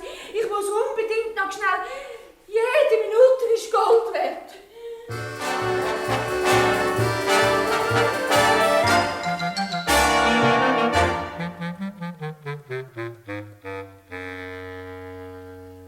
Sie sehen also, Herr Bitterli, die Lage ist sowohl einfach als auch verzwickt. Sowohl als Wir wissen zwar, Sie gestern, als ich noch einmal mit Berlin telefoniert habe, dass in dem Gipsabguss bis Ersams 1 Kilo Heroin versteckt ist. Ja. Wir wissen auch, dass sich der Strub zu Basel ein Zimmer gemietet hat. Wir dürfen sogar mit Sicherheit annehmen, dass er alles dran setzen wird, zu dem Heroin zu kommen. Wir wissen aber auch, dass im Strub der Ort nicht bekannt ist, wo sich der Kopf mit seinem kostbaren Inhalt befindet. Das ist einerseits gut, denn es lässt sich Zeit, vorsichtig zu disponieren. Ja. Andererseits aber kommen wir nicht weiter. Was würden Sie in dieser Situation vorschlagen, Herr Bitterli? Das ist doch ganz einfach. Erstens gehen Sie zu meinem Cousin Gusti und den Nofretete sicherstellen. Ja? Und zweitens verhaften Sie den Strub. Zweitens? Ja, voilà. Ich weiss nicht, was da dran soll verzwickt sein. Da bin ich schon vor viel verzwickteren und schwierigeren Situationen gestanden. Zum Beispiel zu Marokko, wo ich den Diamant in den Absatz... Halt, Herr Bitterli, Sie schweifen ab. Aha. Wenn wir es so machen, wie Sie meinen, dann hätten wir 2. Erstens das Kilo Heroin, wo übrigens ganz am Rand bemerkt, eigentlich von Ihnen über die Grenze geschmuggelt worden ist. Ja, nein. Also ja, nein. Sie, Herr Kommissar, also, ich Rauschgift geschmuggelt. Das ist eine Situation. Wie bitte? Ich meine, das ist eine Situation, eine Insinuation, will ich sagen, wo ich striktestens von mir weisen muss. Ich habe doch... Ja, schon gut, Herr Bitterli, ist ja schon in Ordnung. Sie sind nur das unschuldige Werkzeug, Sie. Jawohl, genau so, Herr Kommissar. Das Unschuldige, das Unwissende, das Missbrauchte, das ahnungslose Werkzeug bin ich gesehen. Es ist empörend. Gut, man hat dann also, wie gesagt, erstens Rauschgift und zweitens der Strub. Und? Also, was wollen Sie noch mehr? Konfiszieren, verhaften, verurteilen, einsperren. Moment, Herr Bitterli. Was hat er denn effektiv angestellt? Wie? Angestellt? Ja. Was das? Also, Sie sind gut. Was der angestellt hat? Also, Sie sind prima, Sie sind großartig, Herr Kommissar. Vor 8 Tagen im Hotel zu Berlin mein Eigentum mit Gift gefüllt. Vorgestern in meine Wohnung eingeschlichen, meine Nofretete gemacht und jetzt will er die anderen auch noch kaputt machen. Langt das nicht? Das langt doch. Das langt doch für mindestens 50 Jahre oder einmal für 10 Jahre Zuchthaus. Nicht übertrieben, Herr Bitterli. Und Hauptsache, was vor allem dem können wir am nachweisen? Haben Sie ihn beobachtet in Ihrem Hotelzimmer zu Berlin? Jo. Haben Sie ihn gesehen, Nacht in Ihrer Wohnung am Totentanz? Jo. Ja. Hat er schon am Spalenberg eingebrochen? Und hat er auch nur den kleinsten Fingerabdruck hinterlassen? Der Finger? Nicht vor allem. Nicht. Ja, es geht um eins, Herr Bitterli, und dazu möchte ich Ihre Hilfe bitten. Wir müssen bis ersams in flagranti ertappen. Prima, Herr Kommissar. Also ganz prima. Gross. Flagranti ist alleweil gut. Also passen Sie auf, das machen wir so. Ich lade den Gusti und das Luisli an dem oben zu mir ein. An welchem oben? Eben an dem oben, wo der Strub dort einbricht und sie ihn schnappen. Das ist doch klar, oder? Das ist klar, ja. Ja, ich meine, sicher ist sicher. Ich möchte nicht, dass Luisli und der Gusti irgendeiner Gefahr ausgesetzt werden. Ja, ich meine, man weiß ja nie, zu was so ein Gangster fähig ist, nicht wahr? Die Sache hat nur einen Haken. Der Strub weiß nicht, wo die zweite Nofretete ist. Dann teilt man ihm eben mit. Aha. Und wie? Ja, zum Beispiel mit einer anonymen Postkarte. Mit dem Poststempel Basel. Die Karte muss doch aus Berlin kommen. Wieso aus Berlin? Dass der Strub meint, seine Freunde haben irgendwie die Adressen herausgefunden. Ja, so, ja. Ja, nur, also dann schickt man die Karte zuerst an die Polizei zu Berlin, nicht wahr? Und die spedieren sie dann noch. Oder noch besser, man kauft die Karte zu Lörrach, schreibt drauf Absender MS, das heisst Max Schönhausen, frankiert sie mit einer deutschen Marke und wirft sie ein. Am gleichen Tag hat er sie und so bricht er ein. Und der Poststempel Lörrach, der macht ihn gar nicht stutzig. Das hat Sie denken doch an alles. Ja. Also gut, und dann wirft man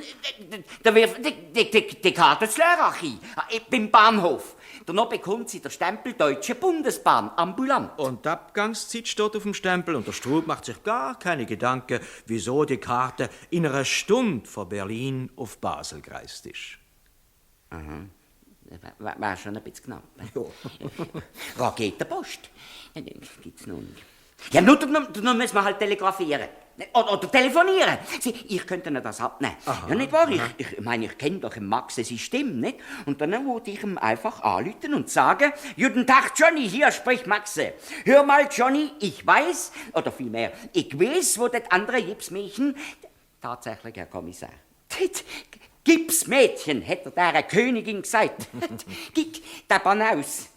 Also, ich weiß, wo das andere Gipsmädchen sich befindet. Nun notier mal. Justi, oder vielmehr Gustav Ersam, Spalenberg 77a. Einen Augenblick, Herr Bitterli. Bitte. Kommissar Sutter? Hauptwach Spiegelhof, Wachmeister Weber. Herr Sutter, wir haben einen Anruf bekommen vom Herrn Ersam, Spalenberg 77a. Er sei gerade mit seiner Frau von einem Spaziergang heimgekommen. Unterdessen sei in seiner Wohnung eingebrochen worden. Aha. So viel er im Moment feststellen können, fehle nichts außer einer Flasche Kirsch und einem Gipsabguss von der Nofretete.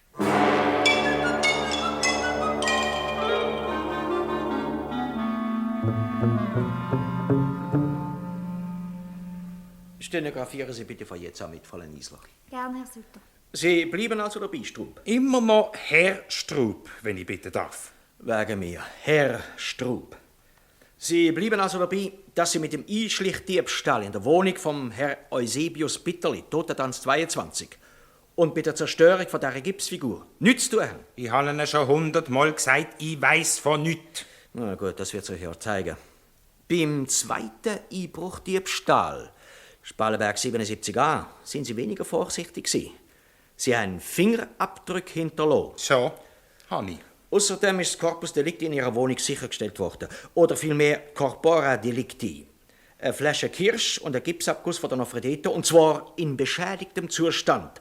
Sie haben mit einer Metallsäge den Oberteil von der Kopfbedeckung abgeschnitten, offenbar um zum Inhalt zu gelangen. Ich weiss von keinem Inhalt. So, nicht. Dann haben Sie vermutlich den Kopf als Blumenvase benutzen. He?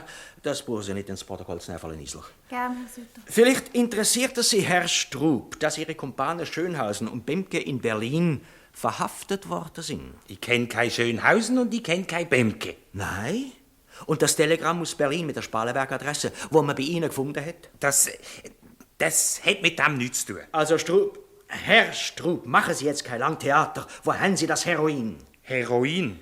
Was für Heroin? Nach einem Gutachten vom Polizeilaboratorium sind im Inneren von dem Kopf neben Gipspulver, vermutlich herrührend von Ihrer Sägerei, auch Spuren von Heroin entdeckt worden. Ja? Herr Sutter, es ist eine Frau draussen, was ich sprechen will. Ich will jetzt nicht gestört sein. Es ist die Frau Zimmerli. Aha, gut, sie soll warten. Ich will das sagen. Sie haben sich ferner im Hotel Merkur in Berlin Zugang zum Zimmer vom Herrn Bitterli verschafft. Han, während er geschlafen hat. Tief geschlafen, dank einem Schlafmittel, das ihm ihre Kumpanen in seine Magenbitter geschüttet haben. Die Gipskopie behändigt, mit ihren Komplizen zusammen die leere Augenhöhle rausgeschnitten, haben rund 1 Kilo Heroin, verpackt in 50 Gückli zu je 20 Gramm, in den hohlen Kopf reingeschoppt und das Loch wieder zugibst. So, Hanni. Woher haben Sie den Roman? Die Herren Schönhausen und Bemke sind nicht nur verhaftet worden, sie haben auch bereits gestanden. Die verdammte Sauhund. Das brauchen Sie nicht zu protokollieren, Frau Niesler. Gerne, Herr Sutter. Im Hotelzimmer sind außerdem Gipsspuren und ihre Fingerabdrücke festgestellt worden. Gehen Sie jetzt auf, Herr Strub. Ja, nun, wegen mir. Aber das Heroin habe ich nicht. Sagen wir mal, nicht mehr. Die Hausdurchsuchung bei Ihnen hat leider zu einem negativen Resultat geführt. Eben. Nicht eben. In dieser Zeit zwischen dem Einbruch bis Ersams und Ihrer Verhaftung haben Sie gut 2 Stunden Zeit gehabt, das Zeug auf die Seite zu schaffen oder an den Mann zu bringen. Wem haben Sie es verkauft? Niemandem. Schauen Sie mich doch nicht für blöd an. Das brauchen Sie nicht zu protokollieren, Frau Niesler. Gerne, Herr Sutter. Wo ist das Rauschgift jetzt? Ich weiß es nicht. Wo sind Sie in diesen 2 Stunden gewesen? Daheim. Können Sie das beweisen? Nein. Sind Sie doch nicht so widerborstig. Können wir nämlich geschafft. Sie haben bis Ersams den Gipsabguss, der nachweisbar 1 Kilo Heroin enthalten hat, gestohlen. Sie haben ihn heimgetragen und mit Gewalt geöffnet. Wo ist das Heroin? Ja. Herr Sutter, Frau Zimmerli will nicht mehr länger warten. Es sei dringend Zeit. Grüezi miteinander. Grüezi, Herr Kommissar. Herr Sutter. Guten Tag, Frau Zimmerli. Ja, ein recht freundlicher Gruß vom Herrn Bitterli. Und er schickt Ihnen da 1 Kilo Heroin.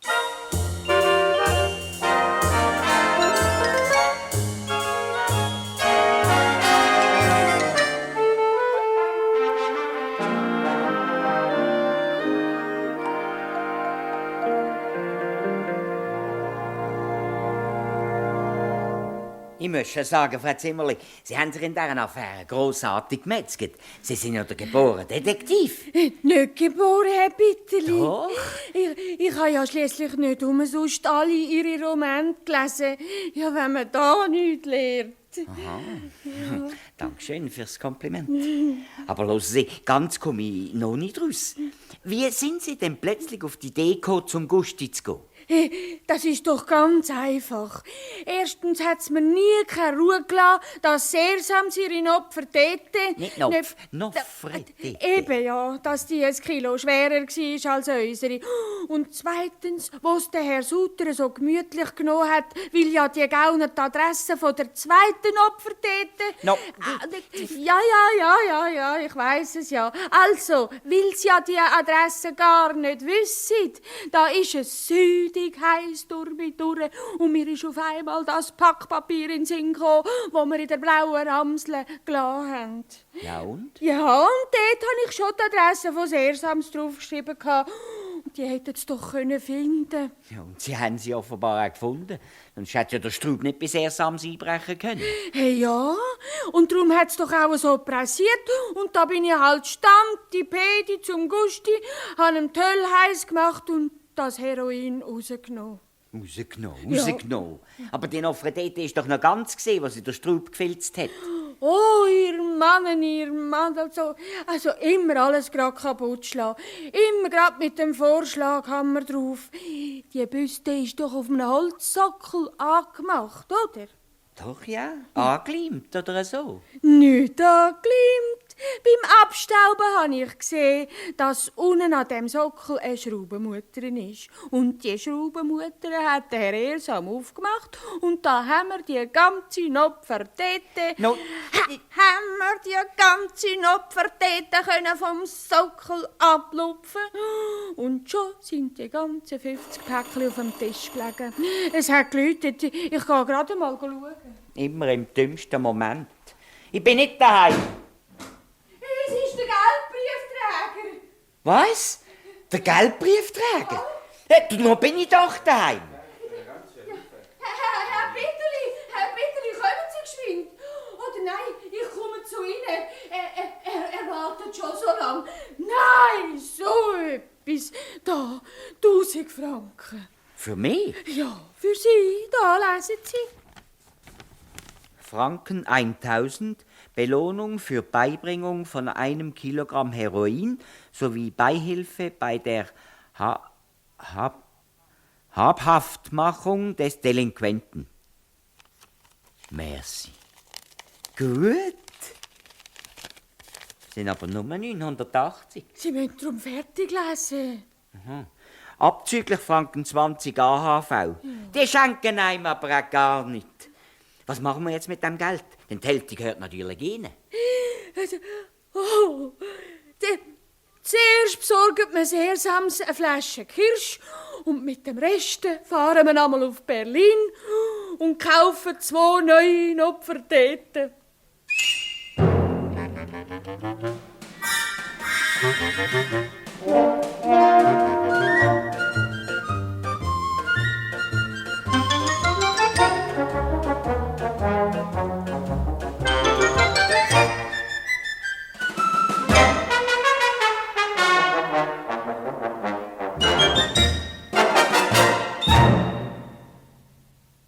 Wolfram? Ja. Du hast doch zum Eingang zu Recht gesagt, dass er so über die Landesgrenzen hinaus bekannter, renommierter Kriminalautor ist. Dafür freut er sich jetzt ganz schön über die 1000 Franken. Findest du nicht auch?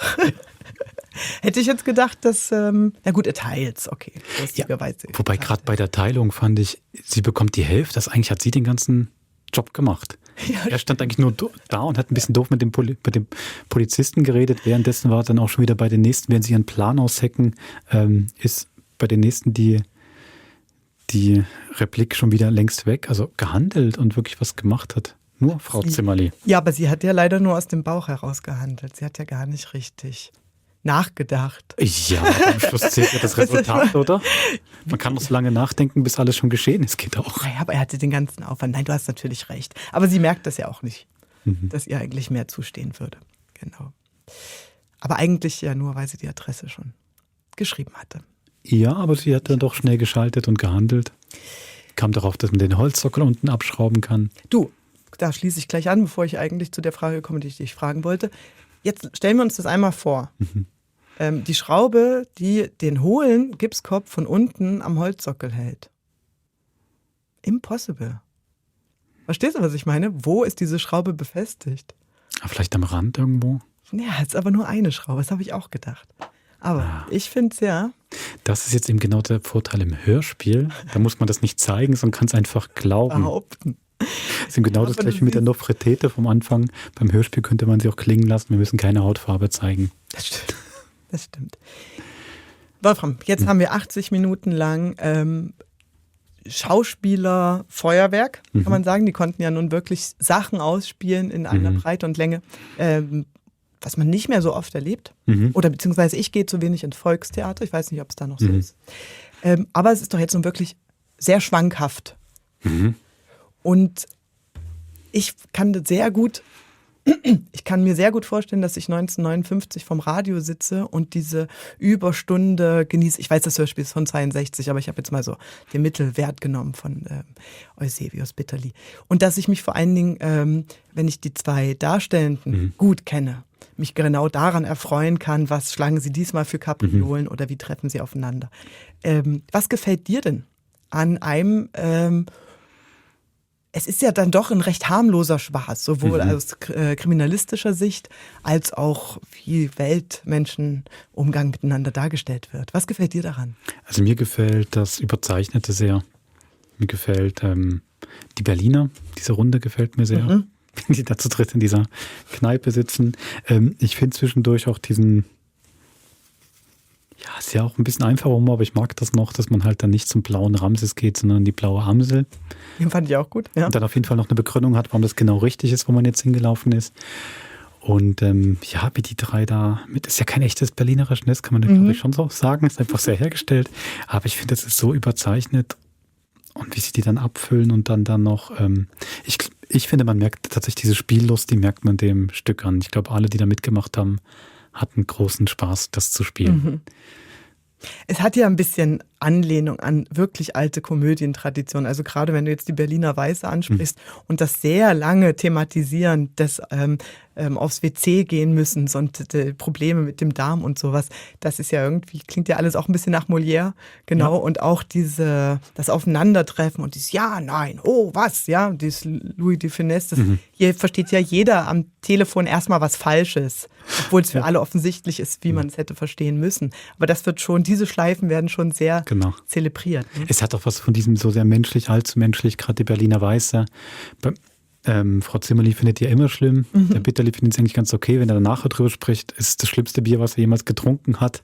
Je nachdem, wie man halt diesen Abend bewertet. Da finde ich, ja, doch, kann man sich so wiederfinden. Und hast du mir nicht erzählt, dass man einen Gag zweimal macht und wenn man ihn zum dritten Mal macht, muss man ihn ein bisschen abändern?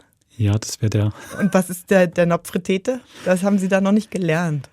Das gibt's halt dann, es gibt halt immer Ausnahmen für alle Regeln. Kann man jetzt dann auch jedem selbst überlassen, wie lange man das lustig findet. Kann man aber sagen, dadurch, dass es dann so konsequent durchgezogen wird, ne, hat es dann schon wieder eine Absurdität. Also ich würde sagen, da ist natürlich die Variation, dass er es dann irgendwann auch mal falsch sagt. Macht er das? Ja, ich glaube, wenn er mit dem Polizisten redet, ist er so aufgebracht, dass er es dann mal falsch sagt. Dann kriegt er die Wörter mal nicht miteinander. Da würde ich sagen, ist eigentlich das die dritte Variation.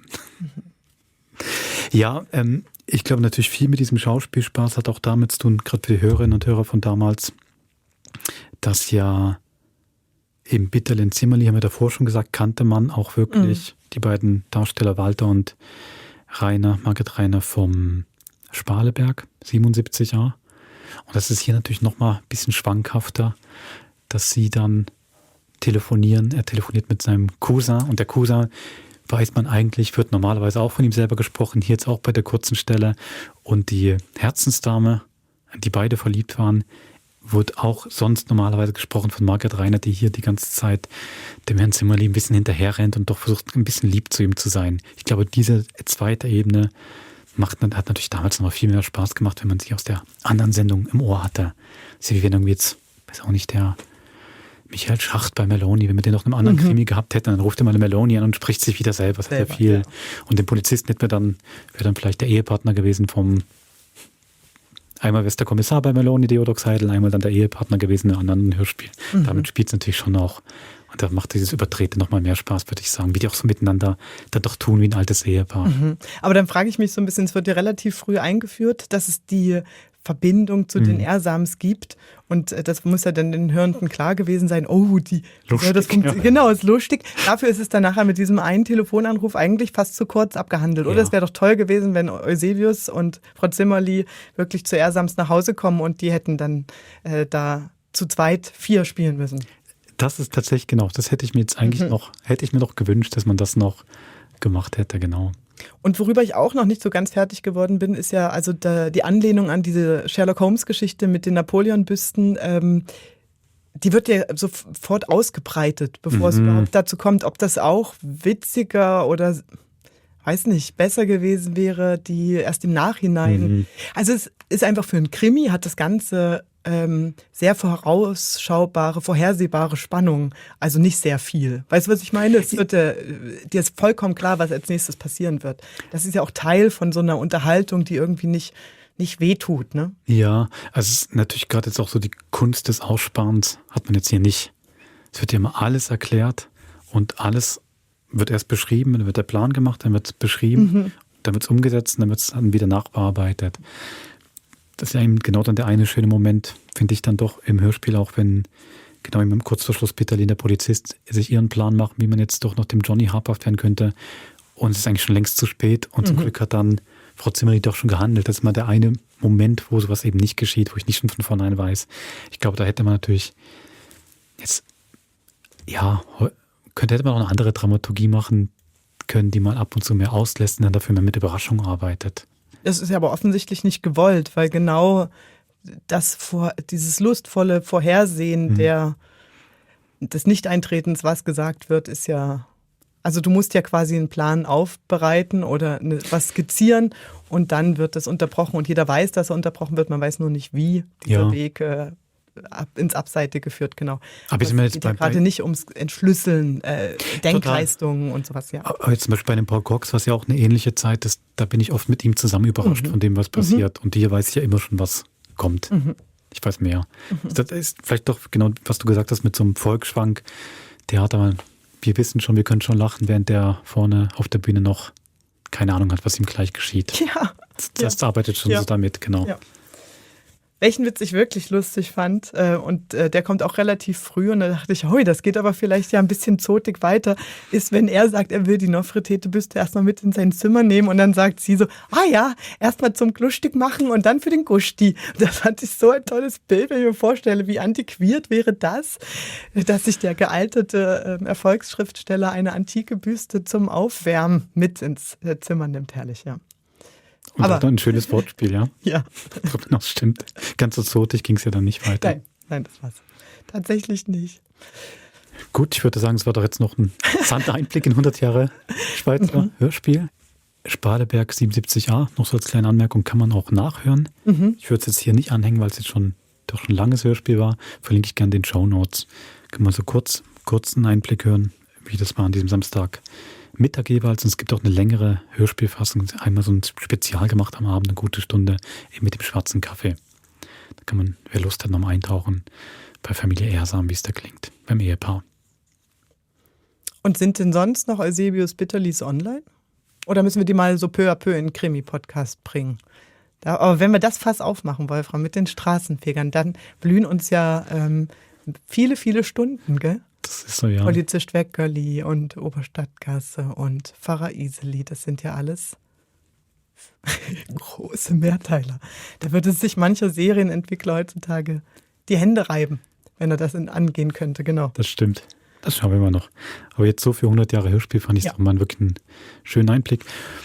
Und was ich da immer noch spannend finde, du hast ja am Anfang gesagt, der Autor Hans Seser. Genau. Abteilung Folklore, das ist eben genau das beim Schweizer Hörspiel. Das ist schon mal gesagt, kam eben aus der Kultur, dann aus der Unterhaltung und aus der Folklore. Und es ist ja doch, ist ein anderer Farbton jetzt als ein Paul Cox.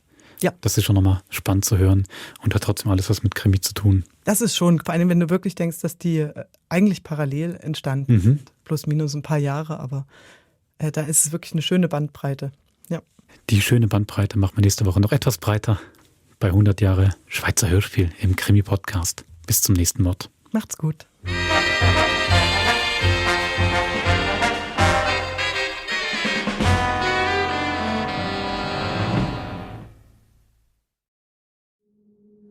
Das war ein Podcast von SRF.